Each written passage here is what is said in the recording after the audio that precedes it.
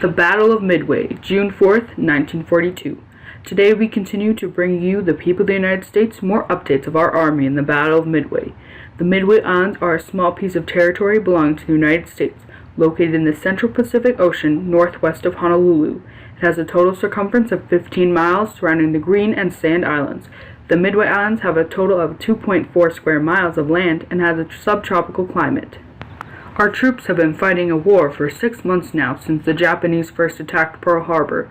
After that attack, the Japanese believed another defeat would force the U.S. to surrender in the Pacific War, and thus ensure dominance for the Japanese.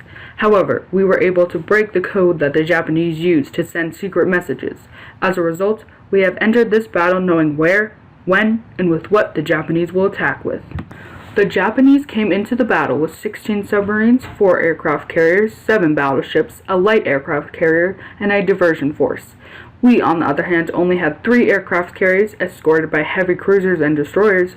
We also had 115 fighters and bombers stationed on the island. On June 4, 1942, the Japanese launched their first attack with a number of fighter planes and bombers from their aircraft carriers to attack the island of Midway. Meanwhile, we had 3 aircraft carriers, the Enterprise, the Hornet, and the Yorktown, that were closing in on the Japanese forces. Our carriers launched our first wave of fighters, which were torpedo bombers. These are low-flying planes that carry torpedoes, which are used to bomb the enemy ships. The Japanese, however, were able to fend off the torpedo attacks. While the Japanese guns were aimed low at the torpedo bombers, we sent dive bombers in to attack high from the sky. These bombers hit their target and 3 of the 4 Japanese aircraft carriers sank. The Yorktown engaged in battle with the final Japanese carrier, the Hiryu. Both carriers were able to launch a number of bombers against the other. In the end, both ships sank. The U.S. lost the Yorktown, a destroyer, 145 aircraft, and suffered about 300 casualties. The Japanese, on the other hand, lost a number of ships, over 200 aircraft, and over 2,000 soldiers. The loss of 4 aircraft carriers was devastating to the Japanese. The Japanese were unable to recover from the battle. This battle was the turning point in the war and the first major victory for the Allies in the Pacific. We are now on the offense and plan to head towards Japan in order to claim victory.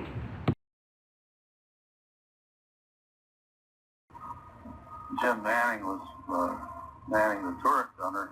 Manning called over the intercom and said, "We're being attacked by Japanese fighter plane," and he started firing 50 caliber. He made a couple of firing bursts, and then I didn't hear any firing. I looked over my shoulder. I was down on my knees, and I could see the turret had stowed, and that Jim was hanging just in the harness. He was obviously dead at that point. I didn't hear my turret gun firing it. And then the next thing that I do remember was hanging down and coming to, and it almost felt like a hole in my head, and there's the bullet hole in the cap where I'd been hit on the head. Ray called me up and said he was okay. I said, "How about Matty?" He said, "He's dead." We went from Pearl Harbor to Midway, and that's where we had the majority of our action there. Of course, I was young then, and you don't think about a lot of things. They had no right to win, yet they did, and in doing so they changed the course of the war. The Battle of Midway was a huge victory for the United States and allows us to have the upper hand against Japan. This has been brought to you by Lucky Strike Cigarettes. Lucky Strikes Green has gone to war.